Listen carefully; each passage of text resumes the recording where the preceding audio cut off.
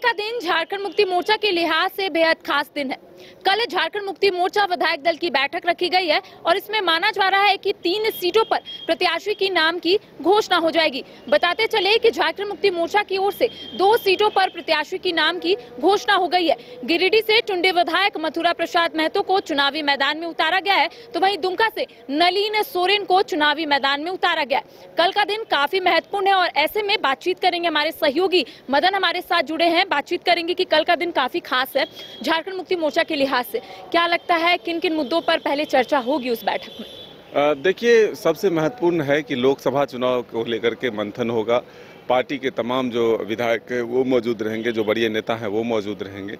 लेकिन सबसे महत्वपूर्ण है कि इस लोकसभा चुनाव के साथ साथ जो गांडी सीट को लेकर के उपचुनाव होने हैं उसको लेकर के भी मंथन होगा, क्योंकि एक तरह से कहें तो कल्पना सोरेन की राजनीति में एंट्री हो चुकी है, लेकिन राजनीतिक सफर की शुरुआत जो है वो गांडी सीट से होने वाली है। तो ऐसे में एक सर्वसम्मति से एक तरह से नाम पर जो है चर्चा होने के बाद घोषणा की जा सकती है कि कल्पना सोरेन को ही पार्टी ने उम्मीदवार बनाया। हालांकि एक तरह से आज जानकारी जो मिली उसमें आज चंपई सोरेन होटवार जेल पहुंचे थे और पार्टी के कार्यकारी अध्यक्ष और पूर्व मुख्यमंत्री हेमंत सोरेन से मिलकर उन्होंने तमाम विषयों पर चर्चा कर ली है। उनकी सहमति और राय जो है वो ले ली है। लेकिन महत्वपूर्ण ये है कि क्या इस बैठक में जिन सीटों पर अब तक मामला फंसा हुआ है, चाहे वो सीट बदलने को लेकर के हो या फिर किसी भी तरह का जो सामंजस्य बैठाने का है, वो आखिरी दौर में है।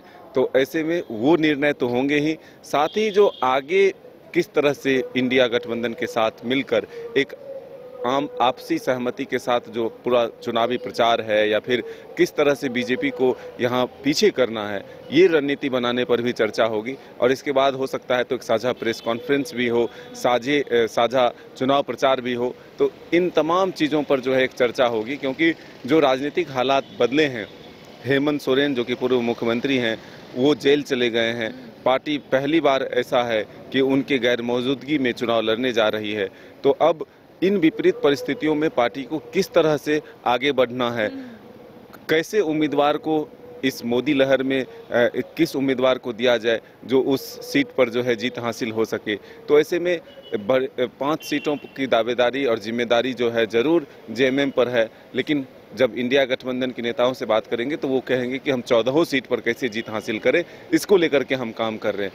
आखिर मामला जेएमएम और कांग्रेस का तो एक तरह से सीट शेयरिंग को लेकर के फॉर्मूला तय है 7-5, लेकिन कुछ सीट चेंजेस करने को लेकर जो बातचीत अभी तक फंसा हुआ है उस पर एक सहमति बनाने की कोशिश होगी।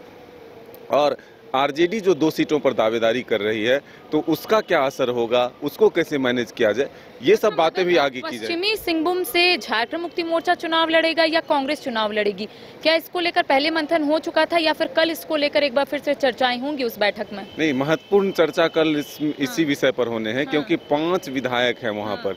तो 5 विधायक में से किसे उम्मीदवार बनाया जाए ये भी एक महत्वपूर्ण है। और उसके बाद जो सीट चेंज करने को आ रहा है कि जमशेदपुर सीट कांग्रेस को दे दिया जाए और ये सीट जो है पश्चिमी सिंहभूम वो जेएमएम के खाते में जाए। तो ये तमाम चीज़ों पर जो है मंथन, पार्टी का क्या स्थिति है, हेमंत सोरेन जी के जेल जाने के बाद वहाँ क्या स्थिति बनी है, इन तमाम परिस्थितियों पर जो है कल विस्तार से चर्चा होगी। और उसके बाद ये माना जा रहा है कि जो बैठक में निर्णय होगा उससे पार्टी के कार्यकारी अध्यक्ष को अवगत कराया जाएगा और उसके बाद एक अंतिम मुहर जो है उस फैसले पर लगाया जा सकता है। अच्छा मदन, 3 सीटों पर अब तक प्रत्याशी के नाम की घोषणा नहीं हुई है, तो क्या माना जा सकता है कि कल इस पर भी मुहर लग सकता है? क्या प्रत्याशी के नाम पर मुहर पार्टी लगा सकती है? नहीं, उस बैठक में निर्णय जरूर लिए जाएंगे और आखिरी मुहर जो है वो कार्यकारी अध्यक्ष के पास लगेगा, क्योंकि आप आज भी देखें कि चंपई सोरेन जब हेमंत सोरेन से मिलकर आते हैं उसके बाद पार्टी के द्वारा घोषणा की जाती है। तो कल एक चर्चा होगी, सबकी सहमति ली जाएगी। एक साथ तमाम विधायकों को हेमंत सोरेन जी के पास नहीं ले जाया जा सकता है, तो उनके जो विचार हैं उससे जो निष्कर्ष निकल कर आएंगे उसको लेकर के जरूर पूर्व मुख्यमंत्री हेमंत सोरेन को अवगत कराया जाएगा और आखिरी मोहर जो है पार्टी के कार्यकारी अध्यक्ष का ही लगेगा। तो ये तय माना जाए कि कल एक सहमति बनकर जो निर्णय आएगा उसको कार्यकारी अध्यक्ष तक ले जाएगा। और एक आखिरी सवाल कि मुंबई और दिल्ली में जिस तरीके से इंडिया गठबंधन की बड़ी रैली जो है वो देखने को हमें मिली है, तो क्या आने वाले समय में झारखंड में भी देखने को मिलेगी? क्या इसको भी लेकर कहीं ना कहीं कल बातचीत होगी कि इंडिया गठबंधन के सभी जो दिग्गज नेता है वो रांची पहुंचे, एक साथ ये लोग बैठक रखेंगे आने वाले समय में? उसके बाद जिस तरीके से वहां पर जनसभा को संबोधित किया जाता था यहाँ पर भी किया जाएगा, क्या इसको भी लेकर चर्चाएं होंगी? मैंने कहा कि जब हेमंत सोरेन अभी सलाखों के पीछे हैं और जो राजनीतिक परिस्थितियां बदली है, ऐसे में कैसे मजबूती के साथ मोदी के रथ को रोका जाए, जिस तरह से उनकी पार्टी जो 400 सीट पार के नारा दे रहे हैं, तो झारखंड में जो परिस्थितियां बदली है, जो राजनीतिक स्थिति है, उसमें अपने आप को मजबूत साबित करने के लिए और विपक्ष की एकजुट होकर शक्ति दिखाने को लेकर के ये कोशिश होगी कि एक बड़ी रैली जो है यहाँ पर हो, जिसमें देश के तमाम बड़े नेता यहाँ पहुँचे, जिससे कि बीजेपी को एक मैसेज जाए कि झारखंड भी मजबूत है, झारखंड में आप जरूर ईडी से कार्रवाई करवा रहे हैं, जो आरोप लगातार सत्ता पक्ष के द्वारा लगाया जाता है।